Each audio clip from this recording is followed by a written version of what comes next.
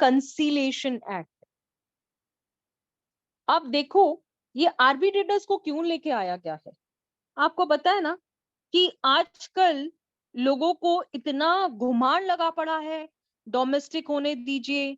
अब कितने न कहीं ये फॉरेन कल्चर को लेके आया गया। आर्बिट्रेशन को लेकर अगर हम समझने की कोशिश करें तो ये फॉरेन कल्चर को लेके आया गया, क्योंकि वहां पर किसी के पास इतना टाइम नहीं होता है। वहां पर ऐसे नहीं होता है कि रोड पे खड़े हो जाओ, गालियां दे दो, ये कर दो, वो कर दो। It's not allowed at all. तो ये आर्बिट्रेशन और कंसिलेशन एक्ट को 16th ऑफ अगस्त, ठीक है, just after 15 it's 16th of अगस्त 1996। ये एक्ट नंबर है 26, ठीक है, 26। आर्बिट्रेशन 16 अगस्त 1996 को, एक्ट नंबर है 26, ठीक है। ये एक्ट जो बनाया गया था टू अमेंड द लॉ, किस लिए बनाया गया था कि जो भी डोमेस्टिक रिलेटेड प्रॉब्लम्स आते हैं, इंटरनेशनल प्रॉब्लम्स आते हैं, कमर्शियल प्रॉब्लम्स आते हैं। एक मिनट।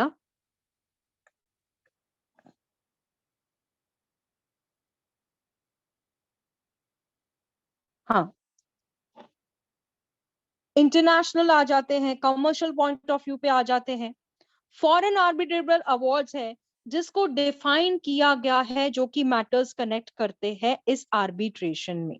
देखो ये आर्बिट्रेशन का मतलब किस लिए, आर्बिट्रेशन मतलब ही सेटलमेंट बादशाह, ठीक है, इसलिए तो आर्बिट्रेशन को लेके आया गया। आर्बिट्रेटर्स करते क्या है, सेटलमेंट का काम करते हैं। आपको मैं बता दूं कि कोर्ट में लोक न्यायालय होते हैं, सुना होगा आपने लोक न्यायालय क्या होती है। एक नेशनल होती है, एक रेगुलर कोर्ट न्यायालय होते हैं। हाँ, मैं आपको बताना भूल गई हूँ मैम कि गांव गांव में जो, सरपंच लोग भी तो यही हाँ करते हैं। क्या, सरपंच लोग भी तो यही कर रहे हैं, आर्बिट्रेशन करते हाँ तो हमारे सरपंच लोग जो भी है, जैसे यहाँ पे लॉ में वो सरपंच लोग करते हैं, यहाँ पे कोर्ट में आर्बिट्रेटर्स करते हैं। तो यहाँ पे तानिया सिंह जी जो है हमारे ग्रुप में, यहाँ पे उनका मैं थैंक यू बोलना चाहूंगी, क्योंकि उन्होंने बहुत सारे स्टूडेंट्स को हमारे लॉयंस ग्रुप, आपने देखा होगा कि आज बहुत सारे न्यू लोग हमसे जुड़े हैं, न्यू स्टूडेंट्स हमारे ज्वाइन किए हैं। तो उसको लेकर मैं ये बोलना भूल गई, I am sorry. Thank you so much, आपके वजह से काफी सारे नए स्टूडेंट्स मुझसे जुड़ रहे हैं, और ऐसे ही प्यार करते रहिए। मुझे और कुछ नहीं चाहिए, जितना मुझसे हो सकेगा मैं आप लोगों के लॉ फील्ड में आपकी हेल्प करूंगी। आप प्रैक्टिस करोगे तो भी मैं हूँ, अगर आप जुडिशरी बन जाते हो तो आपका, आपके लिए तो बहुत बड़ी बात है। मैं तो चाहूंगी कि मेरा हर स्टूडेंट जज बन के वो सीट पे बैठे और मुझे बिल्कुल याद करे। लॉ स्टूडेंट्स हो तो भी मैं 100% हेल्प करूंगी। तो thank you so much Tanya ji, आपने बहुत मुझे यही बोलना है कि आपका बहुत बहुत शुक्रिया। नहीं, मेरा आशीर्वाद नहीं, आपका आशीर्वाद हमारे ऊपर जरूर बनाए रखना, ठीक है। चलिए, थैंक यू। आप प्रियम्बल, जैसे आपने कहा कि विकी सरपंच की बात कही, तो आज से हमारे सरपंच तो आपने देख लिए। तो आर्बिट्रेशन जो है वो यहीं से समझ लीजिए कि कैसे कंसिलेशन करवा ली, कैसे लोगों के साथ हमारे साथ जोड़ दिया। तो ये एक्चुअली अवार्ड है हमारे लिए, ठीक है, in the form of reward. तो कहीं ना कहीं आर्बिट्रेशन सेटलमेंट है। तो मैंने जैसे कहा कि लोक न्यायालय होती है, लोक न्यायालय नेशनल, जैसे कि बैंक के बहुत सारे मैटर्स होते हैं शिवानी, बहुत सारे बैंक मैटर्स होते हैं जिसमें लोन चुकाने के लिए लोगों को बहुत तकलीफें झेलनी पड़ती है। तो इस वजह से क्या होता है, जब इंटरनेशनल लोक न्यायालय लगती है, सॉरी नेशनल, तो नेशनल के टाइम पे इन लोग फोरम्स बनाते हैं, अलग अलग जगह पे पोस्टर्स और इतने बड़े बड़े ये करते हैं। उनके मैनेजर्स, उनके जो भी स्टाफ होते हैं कोर्ट में आते हैं, आपको गाइड करते हैं, किधर सेटलमेंट पॉइंट ऑफ व्यू पे आ जाते हैं कि आपका इतना हो रहा है, ठीक है, आप इतना भर के सेटल कर दीजिए। लेकिन वो कैसे होगा, जो बैंक को सही लगे उसके अकॉर्डिंग होता है। तो इसी वजह से ये सारा आर्बिट्रेशन को लाया गया था, इस एक्ट का जन्म हुआ था। देखो वैसे हम कितने पुराने पुराने एक्ट्स पढ़ते हैं, 1872 का एविडेंस आज भी पढ़ रहे हैं, लेकिन जब 1996 की बारी आ रही है तो arbitration is the latest one. देखा जाए तो ये लेटेस्ट है, लेकिन इससे भी लेटेस्ट आ चुके हैं। पर नई चीज हमने जो देखी थी वो यहाँ से देखी थी कि आर्बिट्रेशन भाई होता क्या है, डोमेस्टिक को लेकर, इंटरनेशनल को लेकर, कमर्शियल को लेकर। तो ये जो भी फॉरेन, एक्चुअली तो मैंने आपको बता दिया कि ये फॉरेन कल्चर को ही लेके आए। आज देखो कितने लोग हैं फॉरेन कल्चर को फटाफट अडॉप्ट करते हैं, और फॉरेन कल्चर्स वाले जो है हिंदू को हरे कृष्णा करते बैठ रहे हैं। उन्होंने मंदिर बनाए हुए हैं। आप सिंगापुर चले जाओ, बैंकॉक चले जाओ, और बहुत सारे ऐसे कंट्रीज में चले जाओ जहां पर आप देखोगे कि गणपति मंदिर है। मैंने देखा है, मतलब I have seen with my self कि वहां पर भी हिंदूज का कल्चर जो है आज चल रहा है। जैसे अभी जुम्मा होता है, तो जुम्मे की जब नमाज होती है ना, तो मैंने देखा है कि बहुत सारे जो लोग होते हैं ना, वो भाईचारे में एक दूसरे से, मे बी किसका किसके साथ में बैर होता है लेकिन साथ में बैठ के जब नमाज पढ़ी जाती है तो एक ही साथ एक ही लाइन में बैठ के झुक के करते हैं। जो बाइबल में जैसे वो लोग क्रिश्चियंस जो है, भले आपका कोई भी दुश्मनी है, लेकिन अब जब आप चर्च में जाते हो भले ही दूसरे से बात नहीं करोगे, लेकिन प्रेयर वही करते हैं। तो यही बात है आर्बिट्रेशन को स्ट्रांगली हमें लेके आने के लिए, कि भाईचारे से जो भी बात हो वो खत्म हो। यहाँ पर देखो प्रियम्बल क्या बोलता है, यूनाइटेड नेशन कमीशन की बात कर रहा है, यानी कि ये इंटरनेशनल लॉ से अडॉप्ट किया गया है, और ये इंटरनेशनल कमर्शियल आर्बिट्रेशन से चुराया नहीं कहूंगी, बट हाँ बस चुराया हुआ है। ये वही है जो एक्चुअल, ये वही है, बस चुराई हुई चीज है जो आप लोगों के सामने है। देखिए आप यहाँ पर एंड वेरेस, मैं आपको बताऊं क्या, ये एंड वेरेस की जो भाषा है ना यहाँ पे जो यूज की गई है, मैं सिंपल वर्ड्स में कहूं तो ये जब भी कोई डॉक्यूमेंट रजिस्ट्रेशन को लेकर होता है, तो उस समय ये एंड वेरेस को लेकर काफी बार एंड वेरेस एंड वेरेस एंड वेरेस को यूज किया जाता है। तो एंड वेरेस जनरली ये एक असेंबली के बारे में कहा है कि जो भी यूनाइटेड नेशन है वो रिकमेंड करता है सारे कंट्रीज को कि भाई आप कंसिडर करो, इस लॉ मॉडल को फॉलो करो, यूनिफॉर्म करो, सबके लिए सेम कर दो, इस प्रोसीजर्स को अडॉप्ट करना चालू करो, और इस प्रैक्टिस को प्रीच करो, इस प्रैक्टिस को अपने प्रैक्टिस में लेके आओ। सबके साथ में अच्छा रहना चाहिए, किसी के साथ में हमको थोड़ी झगड़ा करने का रहता है, पर you know it happens, situation का डिमांड रहता है। तो इसीलिए यूनाइटेड नेशन ने ये रिकमेंड किया सारे कंट्रीज को कि आप कंसिडर करो, ये मॉडल लॉ को फॉलो करो, और जो भी इच्छा वाले हैं कि उनको सबको सेम रखो। कि देखो कोई कोई भी जैसे जातिवाद चलता है, पता है ना आपको, हिंदू मुस्लिम करने लग जाते हैं, तो वो समानता के लिए इन्होंने आर्बिट्रेशन लेके आया कि भले कोई भी आए उनके पास, वो न्यूट्रल रह के वो एकदम अच्छी तरह से जो भी उनका केस है उनको डिसॉल्व करने की चलेंगे। तो जैसे जब जजेस होते हैं ना, वो भी जब लोक न्यायालय में बैठते हैं, तो वो एज अ पर्सन बैठते हैं, वो एज अ कोर्ट नहीं बैठते, आपको समझाते हैं। एक रिक्शा वाला था, मेरे सामने की बात है, अभी अभी नेशनल लोक न्यायालय लगी थी, कुछ टाइम पहले की बात है। तो उस समय एक रिक्शा वाला था, वो जज को आके सीधा बोला, अब वो तो लेमैन हो गया, उसे पता नहीं है कुछ भी। तो जज को बोला, सर मेरा लोन का इतना प्रॉब्लम चल रहा है, ये लोग मेरे को पैसा भी खा के बैठे हुए हैं, ऊपर से मेरा लोन भी ये नहीं कर रहे हैं। तो जज ने उसको इतना इजी वे में बताया कि देखिए आप बात समझने की कोशिश कीजिए कि जब आप लोन लेते हो ना, तो वो लोन सिर्फ प्रिंसिपल में जमा होते रहता है नहीं है, सारा इंटरेस्ट में चले जाता है। यानी कि आपने 1,000 रुपया भरा, लेकिन आपका 100 रुपया प्रिंसिपल में जाएगा, 900 रुपया आपका इंटरेस्ट में चले जाता है। तो आप सोचिए आप कहाँ पर है। तो ये बैंक, उन्होंने ऐसे तक कहा कि मेरा भाई जो है ना वो भी इस तकलीफ से गुजर रहा है, तो इसीलिए कंसिडरेशन की बात की गई है, इसलिए यूनिफॉर्मिटी ऑफ लॉ की बात की गई है। यहाँ पे आया समझ में विद एग्जाम्पल? ठीक है। Whereas unilateral adopted conciliation rules के बारे में यहाँ पे बताया गया है कि जो जनरल असेंबली है यूनाइटेड नेशन की, उन्होंने रूल्स बनाए कि जो भी डिस्प्यूट अराइज होता है, झगड़े होते हैं, जो चीजें नहीं होनी चाहिए वो होती है। तो कमर्श देखो, जो भी सब चीजें होती है ना, वो है पैसा, है मुसीबत, हाँ मुसीबत मुसीबत मुसीबत की बात है। वो गाना सुना होगा ना, ये पैसा, हाय मुसीबत हाय मुसीबत। तो ये कमर्शियल रिलेशन की बात करता है, जिसको लेकर पार्टी क्या करना चाहती है, एमिकेबल सेटलमेंट। एमिकेबल सेटलमेंट क्या होता है कि दोनों आपसी उसमें हाँ कर रही है कि हाँ ठीक है हम रेडी है, आप भी रेडी हो, मैं भी रेडी हूं, इसको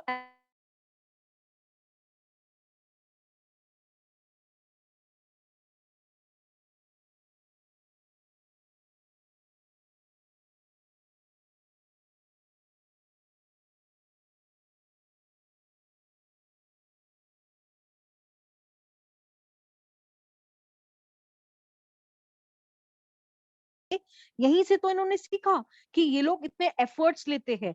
पहले कहाँ लोक न्यायालय लगती थी, पहले कहाँ आर्बिट्रेटर्स बैठते थे, कहाँ पहले ऐसे होता था, केस के ऊपर केस, तारीख के ऊपर तारीख, तारीख ये कोर्ट में जाओ, वो कोर्ट में जाओ, ये करो, वो करो। तो ये एक मीडियम बन गया कि जैसे किसी के साथ में नाइंसाफी ना हो, फेयर चले, हर किसी के साथ अच्छा होवे, तो यहाँ पर ये लेके आया गया। ठीक है। और जो भी लॉज बनते हैं आर्बिट्रेशन को लेकर, पार्लियामेंट ने 47th ईयर में, देखो 47th ईयर में, ये रिपब्लिक ऑफ इंडिया हमने देखा ना 16 अगस्त को लेकर, तो यहां से देश तो आजाद हुआ लेकिन हम भी आजाद हो गए। कैसे? कोर्ट ने बोला चलो आर्बिट्रेशन का क्लॉज लेके आएंगे। तो आर्बिट्रेशन, आपको पता है कि कोई ऐसे केसेस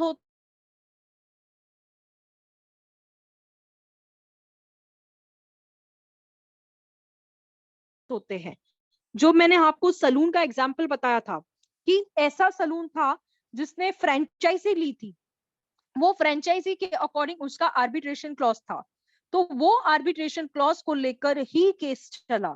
तो ये शॉर्ट टाइटल और एक्सटेंड बोलता है कि ये act number extends whole of India, ये फोर्स में आई from the central government official gazette appoint, यानी कि आपको पता है ये preliminary point of view short title के बारे में। अब डेफिनेशन पॉइंट ऑफ व्यू पे आते हैं। अब इस पार्ट में जो डेफिनेशन है, पहले तो आर्बिट्रेशन होता क्या है, ठीक है। मींस एनी आर्बिट्रेटर, कोई भी बंदे की बात की जा रही है ना, आर्बिट्रेटर वो होता है जज, कोई बंदा ही होगा या बंदी होगी, जो भी होगा, वेदर मैम और नॉट रिटायर्ड जज। एडमिनिस्टर्ड, हाँ रिटायर्ड जज ही होगा, वही बोला ना मैंने।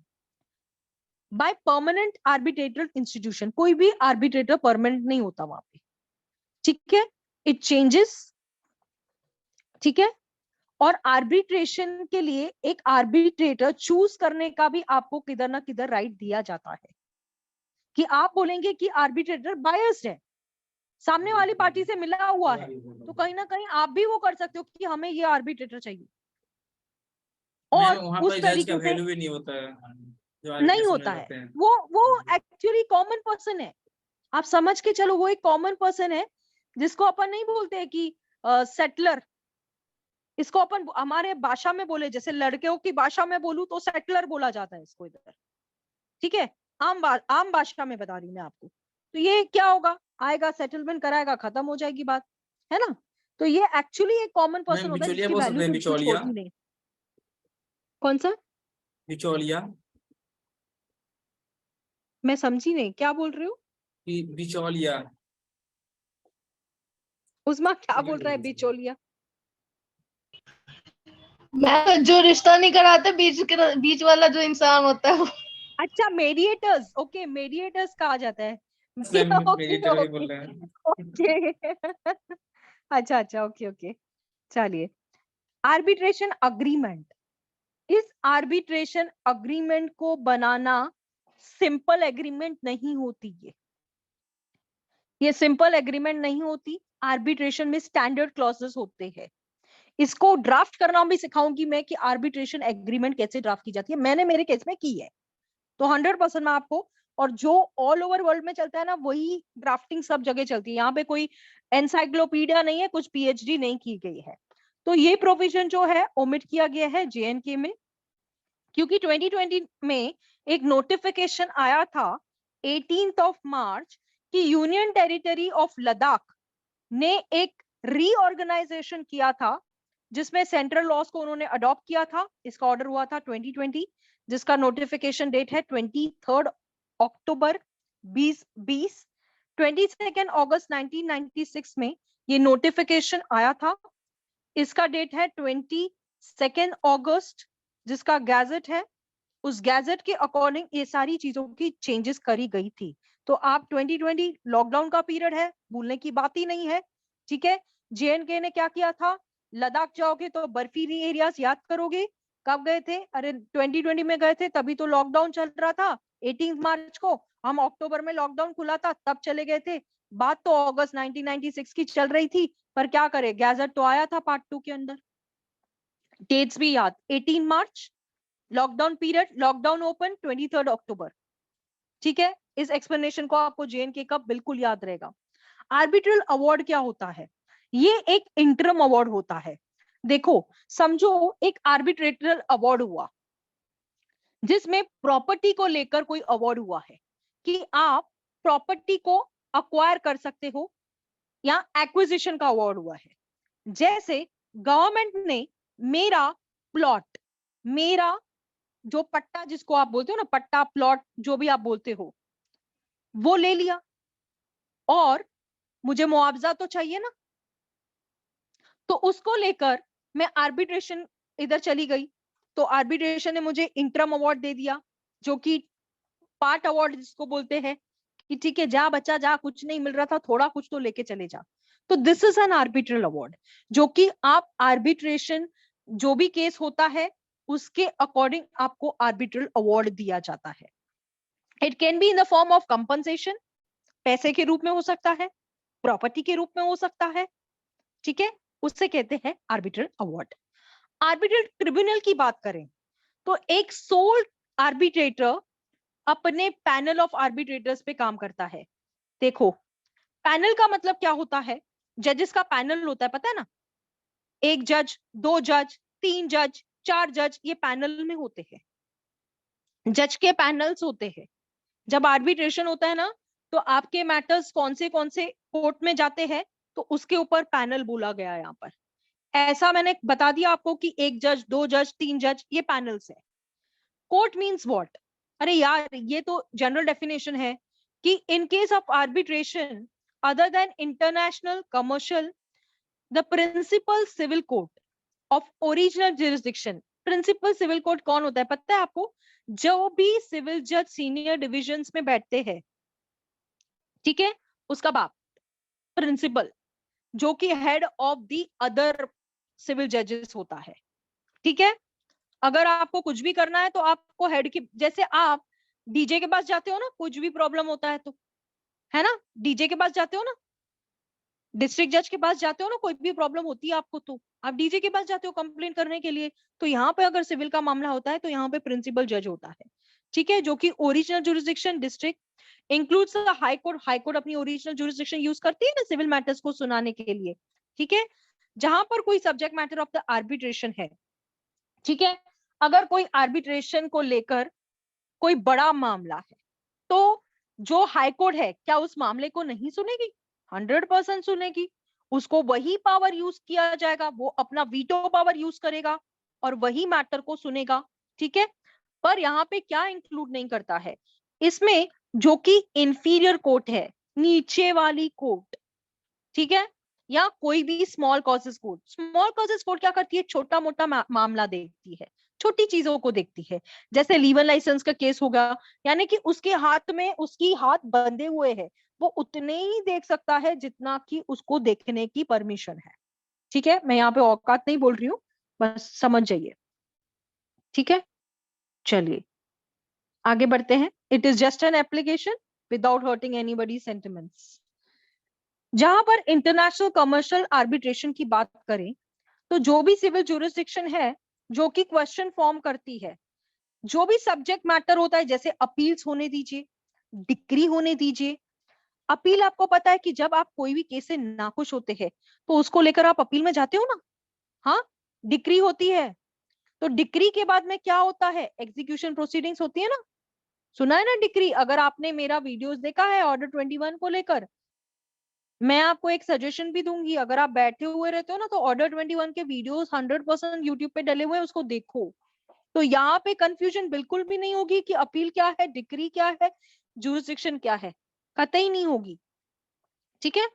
इंटरनेशनल कमर्शियल आर्बिट्रेटर को लेकर 2F में बताया गया है कि जो भी डिस्प्यूट अराइज होता है लीगल रिलेशनशिप को लेकर, पति पत्नी का मामला या कोई भी लीगल रिलेशनशिप को लेकर, तो वो कमर्शियल अंडर द लॉ, जहां पर एक इंडिविजुअल है हु इज अ नेशनल और हैबिचुअली रेसिडेंट, यानी कि वो हमारे ही कंट्री का बंदा है, या फिर बॉडी कॉर्पोरेट है, जैसे कि आर्टिफिशियल, कोई भी गवर्नमेंट या सेमी गवर्नमेंट के बारे में यहाँ पे बताया गया है।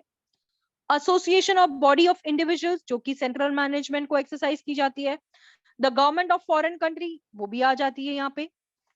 अब लीगल रिप्रेजेंटेटिव, भाई लीगल रिप्रेजेंटेटिव मरने के बाद जो भी होगा उसी को तो लीगल रिप्रेजेंटेटिव बोले जाएगा, जिसका जिसका जो भी एक्सपायर हो जाता है।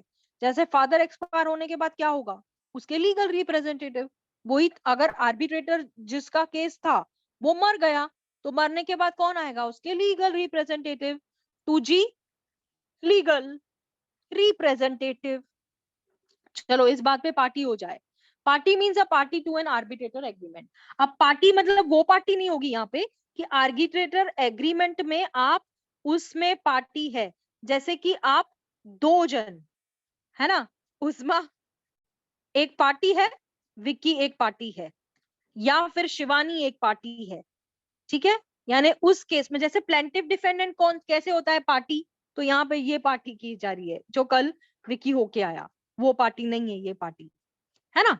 तो this part shall apply to the place of arbitration subject to an agreement contrary to the provision इस सब सेक्शन 1 के अकॉर्डिंग। तो जो सेक्शन 37 हम जब देखेंगे, कमर्शियल लॉ को स्टडी करेंगे, कमर्शियल लॉ के बारे में आपको और भी जानकारी दूंगी, तो बस आप देखिए पार्टी क्या है यहाँ पर। और यहाँ पे सेक्शन 41, 42, 43 जब आएगा तो आप देखेंगे कि आर्बिट्रेशन एग्रीमेंट को किस पार्ट में बताया गया है, आर्बिट्रेशन एग्रीमेंट होती क्या है, आर्बिट्रेशन एग्रीमेंट्स की क्या इंपॉर्टेंस है, उसमें क्या एक्सेप्शंस है, क्या रूल्स बने हुए हैं, वो हम देखेंगे, ठीक है, इस सब सेक्शन 1 के अकॉर्डिंग।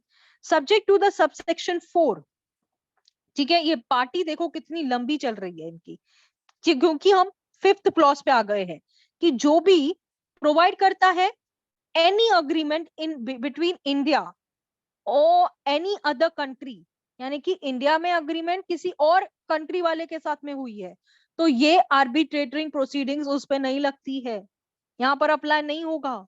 इंडिया का इंडिया में होगा, इंडिया की बाहर की कंट्री पे आर्बिट्रेशन, यानी कि आर्बिट्रेटर इधर वाला, फॉरेन वाला बोलेगा कि हम चाहते हैं, इंडिया वाला जो डिसीजन देगा नहीं, तो वहां पे नहीं लगता है, फॉरेन पे आर्बिट्रेशन का बिल्कुल नहीं लगेगा, ठीक है। सेक्शन 28 क्या बोलता है कि जो भी पार्टीज है वो इशू को डिटरमाइन करने के लिए, जो से राइट्स ऑफ द पार्टीज हो गई, ठीक है, आप इशू को लेकर कोर्ट में जाते हो। अगर वर्ड जो ओमिट किया गया है कंपनी को, देखो कहीं ना कहीं जो कंपनीज होती थी ना, वो आर्बिट्रेशन को लेकर बहुत मामले होते थे, क्योंकि यहाँ पे राइट्स ऑफ द पार्टीज को डिटरमाइन करना था, राइट्स और इश्यूज पे ये सब करना चाहता था, ठीक है। तो इस वजह से इसको एक्सेप्शन में लाया गया था, क्योंकि पार्टीज को फ्री होते थे पार्टीज डिटरमाइन करने की, भाई मेरा इशू ये है, मेरा राइट ये है। तो यहाँ पर इंस्टीट्यूट करने के लिए इस इशू पे जब हम सेक्शन 28 पे आएंगे तो will read it more. Arbitration award part shall be considered domestic award, ये जो है ना इसे डोमेस्टिक अवार्ड कहा जाता है। तो मतलब ये फॉरेन से कहां तक है, दूर दूर तक फॉरेन से कहीं पे भी नहीं है, ठीक है। शिवानी आपको समझ आ रहा है बच्चे? Yes ma'am. अच्छा लग रहा है ना, ऐसे बोर तो नहीं हो रहे हो ना? No ma'am. ठीक है, मैम वेयर दिस पार्ट, हाँ मैम कॉपीराइट एक्ट में लिखा है कि ना गवर्नमेंट जो है वो कॉपी कर सकती है, उसको हम कुछ कह नहीं सकते, और हम अगर कॉपी कर लिए तो हम पे कॉपीराइट एक्ट लग जाएगा। ये डिस्क्रिमिनेशन नहीं है क्या? 100% लिखा गया है? किस सेक्शन डिस्क्रिमिनेशन में लिखा है। गया है? हाँ 100% मैम कॉपीराइट ने ये में गवर्नमेंट बताया था ना, वो कॉपीराइट एक्ट में उसमें था एक क्वेश्चन। हम तो पढ़े वो हैं, कहाँ कहाँ 100% पढ़े है। हैं? देखे हम हैं। लोग लिवाइस जीन्स का कॉपी बना दे तो हमारे ऊपर कॉपीराइटर्स आके बैठ जाते हैं, हमारे ऊपर केस बना देते हैं, और गवर्नमेंट यस, अगर वो चीजें करे तो उनके ऊपर कोई कॉपीराइट ही नहीं है, वो कुछ भी कर सकती गवर्नमेंट है। का सब कुछ कॉपी पे चल रहा है। हाँ वो तो मैम ये देखो कौन सा आप सेक्शन में है? क्या ये कौन सा सेक्शन में है? हम पढ़े तो नहीं देखे ये। कॉपीराइट, क्या क्या कॉपीराइट के क्या ये कौन सा सेक्शन में गवर्नमेंट वाली बात दिया गया है? आप कॉपीराइट एक्ट पढ़ोगे तब मैं आपको बताऊंगी, सेक्शन मैम अभी हम फिलहाल पढ़ चुके छोड़ो। हैं, हम पढ़ चुके हैं आईटीआर। कॉपीराइट एक्ट में नहीं पता है, पढ़ चुके हो, कॉपीराइट एक्ट नहीं पता है कौन से सेक्शन में दिया गया है? हम पढ़े तो हमको कहीं नहीं आ- दिखा। आपने पूरा कॉपीराइट एक्ट पढ़ा है यस मैम। पक्का, जिसमें वो आईटीआर गवर्नमेंट को आईटीआर लेकर? मेरा आईटीआर पूरा खत्म है। हाँ कौन सा एक्ट पढ़ा है, कौन सा एक्ट, कौन से 1957 का एक्ट पढ़ा है क्या? नहीं, कौन सा एक्ट पढ़ा है, कॉपीराइट एक्ट 1957? Yes ma'am. 107 पढ़ना। रुको रुको रुको, उसको उसको मैं उसको बोलने वाली हूँ, पहले बुक खोलो आप, मत बताओ सेक्शन, उसको बुक लेके आने दो। मैम वो आती है ना रोस्टिंग वीडियोस यूट्यूब पे, तो हाँ वहीं से डिस्क्लेमर वहीं आता से। है। हम्म, नहीं इसने पढ़ा नहीं है ना मैम आ ध्यान गए से, इसलिए मैम तो मैं बोल रही थी। हाँ लेकर के। देखो क्या बोलता है।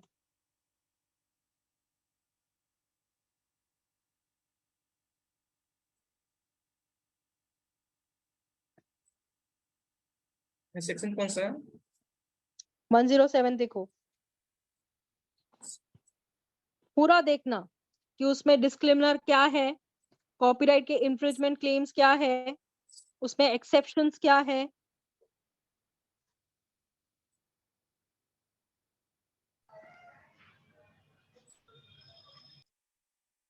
इस ये तो दिया ही कॉपीराइट एक्ट नहीं को है मैं पढ़ाऊंगी, इस कॉपीराइट एक्ट को मैं पढ़ाऊंगी। मैम, ये तो दिया ही नहीं है क्या नहीं दिया है? पढ़ो सेक्शन। ना 107, पढ़ो ना। नहीं दिया है मेरे में, 79 तक नहीं है सेक्शन। तो तुमको कहाँ से आएगा 79 तक? मैं इसलिए बोल रही हूँ शांत हो जाओ, मैम ये है ये। मत टेंशन लो। हाँ अभी तो तुम्हारी तो पीछे बैकग्राउंड दिख रही है, मुझे नहीं पता क्या है।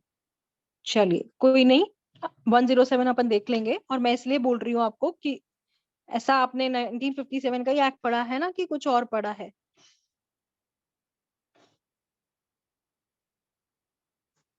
क्या नहीं? आपने न्यूज रिपोर्टिंग देखी है उस्मा? कॉपी नहीं होती, कॉपी नहीं होती न्यूज होती रिपोर्टिंग। है मैम, होती है। फिर यस मैम। फिर वो उनके ऊपर मैम कौन सा हर चीज, कॉपीराइट का केस लगाया जाता है भाई? नहीं मैम जैसे किसी का उसमें कुछ ना कुछ चेंज करके करते हैं ना, पूरा पूरा कॉपी करके नहीं छाप देते ना, इसके लिए। हाँ और लेकिन वो देखो तो चेंज स्टेट क्या का करते मैटर हैं। है ना। हाँ हाँ, मुद्दा तो वही रहता है। हाँ यस मैम। मुद्दा तो वही रहता है, चेंज खाली उनके यस शब्दों मैम। में रहता है, एक आधा शब्दों में। यस। वैसे तो आप देखे होंगे कि रोड पे जब वो लोग खड़े रहते हैं तो एक और दूसरा एक दूसरे को सुनकर ही बात करता है। आप लिटरली देख लीजिए ये बात, कि जब मीडिया में यस। कोई बात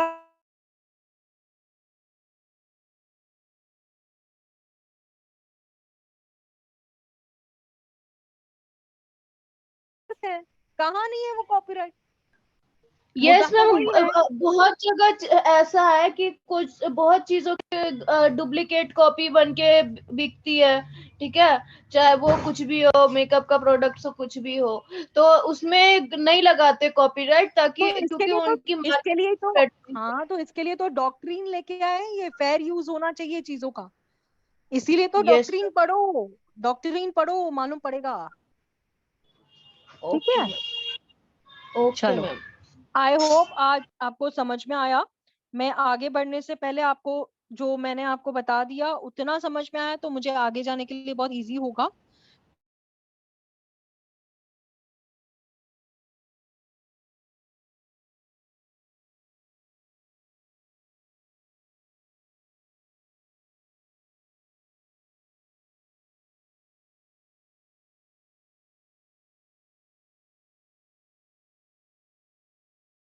नहीं मैम, शुरुआत में डर लग रहा था, इसलिए और शुरुआत में। अब डर लगता है कि डराते हो सीआरपीसी से लोगों को? नहीं नहीं, कुछ नहीं, अब तो कुछ नहीं है। अब तो वो मूड खराब होता है तो सीआरपीसी लेके बैठते, डिटॉक्स हो जाता है मूड। और सीपीसी? सीपीसी कर रहे हैं अभी, ऑन दी वे है, 3rd रूल पे हम सेल्फ स्टडी के। तो मजा तो आ रहा है ना? लेकिन शिवानी आपको सीपीसी कैसे लग यस रहा मैम। है?